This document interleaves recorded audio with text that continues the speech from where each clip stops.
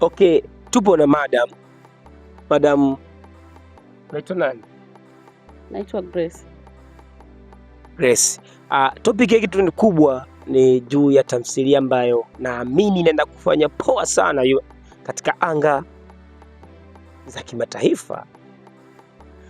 Hiyo si nyingine bali ni Balozi wa Mapenzi ama Nabii Mtoto. Unazungumziaje hii tamthilia haswa na ukiwa kama mmoja wa mshiriki? Nazungumzia kwamba hii tamthilia waitizame, maana ni tamthilia ambayo ina hisia, inafundisha jamii. Kwa tuitizame, itatufundisha mengi. Ili tamthilia yenye hisia pia inafundisha jamii.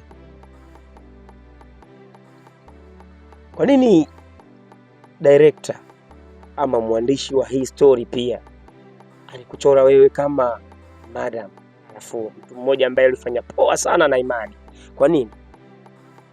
Na Imani director wangu aliniamini kwamba atafanya kazi yake ambayo anahitaji, na naamini nimemwakilisha vile alivyotaka, na ndio maana alinipa hii kazi ya Balozi wa Mapenzi. Na naomba mashabiki zetu watutizame na wakaangalia channel yetu. Hiyo movie ni nzuri sana, maana inaimarisha jamii na Watanzania kwa ujumla. Mle mimi nimecheza kama mwalimu. Jina langu naitwa Mito Mingi, na nimecheza vile nilivyokuwa inapaswa, ukiachana na kazi zingine nilizozifanya, ila naamini kazi nimeifanya kwa moyo mmoja ili nitizamo, ili niende mbele kama watu wengine. Sasa mimi nimebaki na maswali kama matatu. Kwanza kabla maswali, naomba kitu kimoja nikijue kutoka kwako. Kwa nini uliambiwa ucheze kama mwalimu na ulifanya poa sana? Ulishawahi kuwa mwalimu katika maisha yako, kali yako yote, au una taaluma yote ya ualimu? Hapana, mimi sio mwalimu. Ila naamini kwamba msanii anacheza husika wowote. Ndio maana nikacheza ule husika na nikacheza ipasavyo.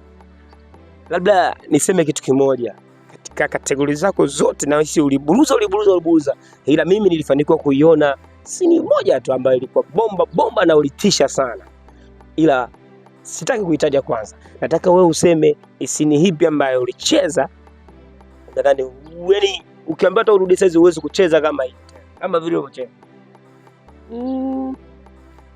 Ni hisia ya kumtia mama moyo. Hakuna chochote mpaka leo yaani kilichofanikiwa.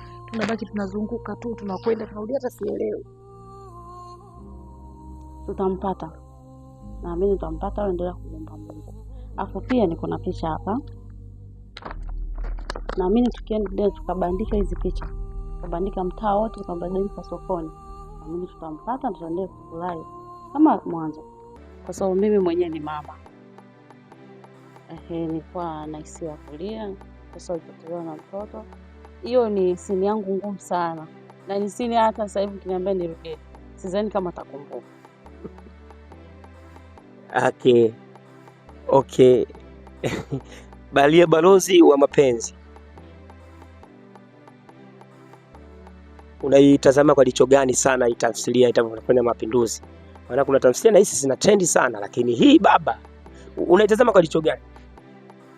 Hii tamthilia ni kubwa sana. Sipo nyingine na ipo na hii ambayo inaitwa Balozi wa Mapenzi. Naamini ipo juu kwa vile Watanzania wanavyoona na kwa vile mashabiki zetu wanavyoona. Kwa sababu ukifanya kitu kizuri ndio unapata mashabiki wengi. Hii tamthilia ipo juu kwa sababu ya content na maudhui haswa. Content na maudhui haswa.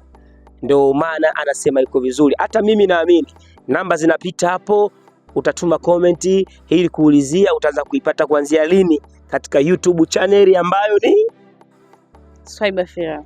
Swahiba Film.